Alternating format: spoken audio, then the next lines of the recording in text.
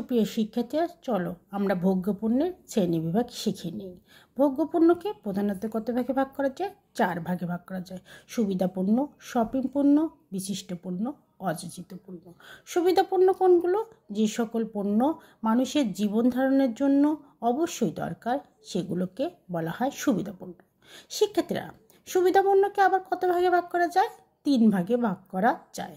অত্যাবশ্যকীয় সুবিধাপূর্ণ, জরুরি পণ্য এবং লোভনীয় পণ্য। শপিং পণ্য কোনগুলো? যে সকল পণ্য অনেক দিন পর পর আমরা ক্রয় করি এবং দাম বেশি হয়ে থাকে এবং কেনার সময় বিভিন্ন ব্র্যান্ডের মধ্যে তুলনা করে থাকি, সেগুলোকে বলা হয় শপিং পণ্য। শপিং পণ্যকে আবার কত ভাগে ভাগ করা যায়? 2 ভাগে ভাগ করা যায়। সমজাতীয় শপিং পণ্য, অসমজাতীয় শপিং পণ্য। এরপর আসো আমরা জেনে নিই যে কি ভোগ্যপণ্যের আরেকটি শ্রেণীবিভাগ হচ্ছে বিশিষ্ট পণ্য। সমাজে বিশেষ শ্রেণীর জন্য যেসব পণ্য তৈরি করা হয় তাকে বলা হয় বিশিষ্ট পণ্য। এরপর আছে কি? অযাচিত পণ্য।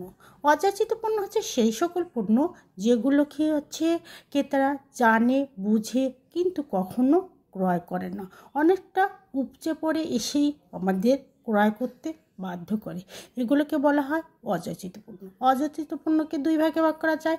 একটা হচ্ছে নিয়মিত অযাচিত পণ্য আর একটা হচ্ছে নতুন অযাচিত পণ্য। তো শিক্ষার্থীরা, আজ পর্যন্ত, ততক্ষণ পর্যন্ত তোমরা ভালো থেকো।